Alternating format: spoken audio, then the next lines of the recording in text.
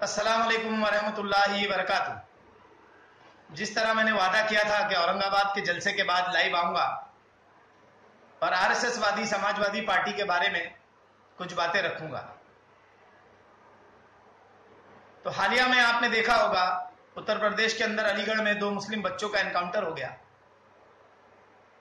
लेकिन ये मुसलमानों के रहनुमा कहने जाने वाले अखिलेश अलीगढ़ नहीं गए। उसके बाद लखनऊ में तिवारी साहब का एनकाउंटर हो गया, पुलिस ने उनको मुठभेड़ में मार दिया।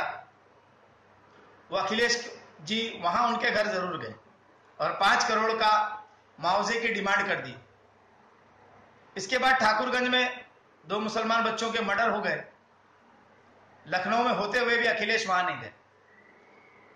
तो मुसलमानों का इनको सिर्फ वोट चाहिए, लेकिन मुसलमान जब मारे जा रहे हैं तो ये वहां नहीं जाएंगे, ये उनके लिए मुआवजे की डिमांड नहीं करेंगे। लेकिन मजलिस इत्तेहादुल मुस्लिमीन, अलीगढ़ के ऊपर भी मजलिस इत्तेहादुल मुस्लिमीन ने आवाज बुलंद की, तिवारी को जो मारा गया उसके ऊपर भी आवाज बुलंद की, और ठाकुरगंज में जो मर्डर हुआ उसके ऊपर भी मजलिस इत्तेहादुल मुस्लिमीन ने आवाज बुलंद की। अब हिंगोली के जलसे में महाराष्ट्र के एक्स प्रेसिडेंट MIM के मोइन मुख्तार ने कुछ और इल्जामात लगाए और कुछ बातें कही।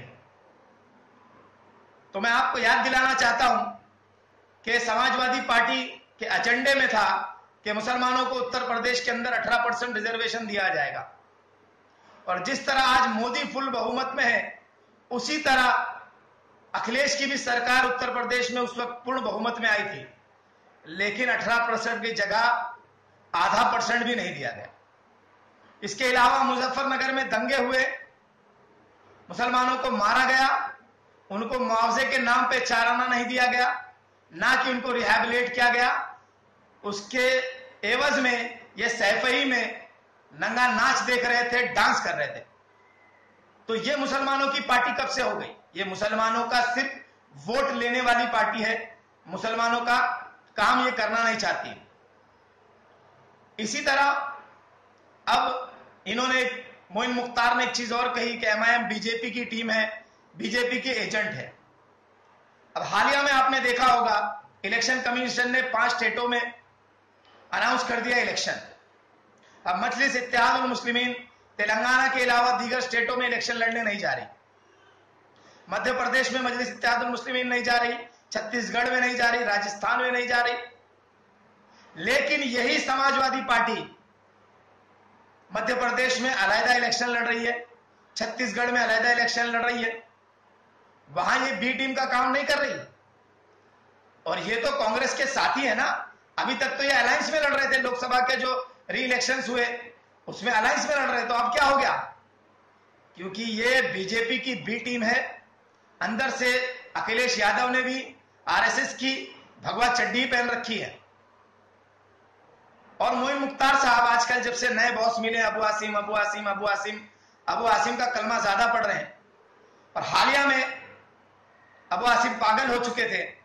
अबू आसिम ने एक प्रोग्राम में जितेंद्र आवाड़ को कहा मोहम्मद जितेंद्र आवाड़, और जब मीडिया ने उनसे पूछा कि आपने चीज क्यों कही, तो उन्होंने कहा मैं मजाक कर रहा था। तो मोहम्मद सल्लल्लाहु अलैहि वसल्लम का नाम जो है कोई मजाक की चीज या खेल नहीं। अबू आसिम, ये लाखों करोड़ों मुसलमान के दिल में रहने, जबान में रहने वाली जात का नाम है। और अगर मोहम्मद करीम सल्लल्लाहु अलैहि वसल्लम के का आप मजाक उड़ाओगे तो अल्लाह इंशाअल्लाह ताला हालिया के इलेक्शन में आपका भी मजाक बना देगा। और मोइन मुख्तार, तुम्हारा एक ऑडियो भी अभी बाहर आया जिसमें तुम मोहम्मद अली एक्स लातूर प्रेसिडेंट को कह रहे हो लपेट लो जल्द से जल्द, क्योंकि सदर साहब पार्टी को बंद करने वाले हैं। अरे तुमसे किसने कह दिया सदर साहब पार्टी को बंद करने वाले? तुमने इतना लपेटा, लपेट के तुम्हारा पेट भरा नहीं, इसलिए अब नया लपेटने तुम चले गए समाजवादी पार्टी में। लेकिन तुम भूल गए अबू आसिम है वो जमाने का डाकू है, पूरी गोंडी को लपेट लिया उसने, कचरा लपेट लिया उसने। वो तुमको कहीं लपेटने नहीं देगा, तुम ही लपेट जाओगे उसके चक्कर में। और तुमने तो इतना मोटा लपेटा मजलिस में रहते हुए, कहीं टिकट के लिए पैसा लिया, और गाड़ी तो तुमको मालूम ही होगी कहां से आई तुम्हारे पास।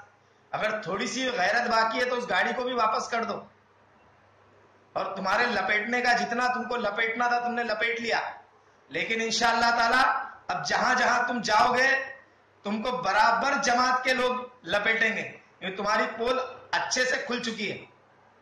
और समाजवादी पार्टी के लिए जो तुम आज नारे बुलंद कर रहे हो, मुसलमानों की पार्टी का नाम दे रहे हो, तो जरा अपने अखिलेश भैया को फोन तो लगाओ, बोलो तो अलीगढ़ पे भी चुप्पी तोड़े, ठाकुरगंज पर भी कुछ बोले, कुछ मुआवजे की बात करें, रिजर्वेशन देने की बात करें।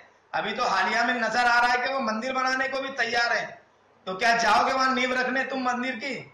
तुम्हारा तो नहीं मालूम, इंशाअल्लाह मजलिस इत्तेहादुल मुस्लिमीन बाबरी मस्जिद को जरूर तामीर करेगी। वहां पे इंशाअल्लाह कोर्ट का फैसला हक में आएगा, और हक में आने के बाद सबसे बड़ा रोड़ा मस्जिद का अगर कोई बनेगा तो यही है, दीगर समाजवादी पार्टी बनेगी जो हालात को ऐसे पैदा करेगी।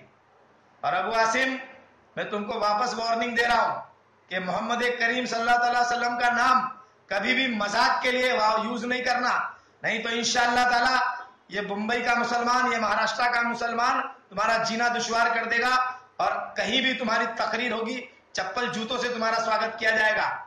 आखिरुद्दावान अल्हम्दुलिल्लाहि रब्बिल आलमीन।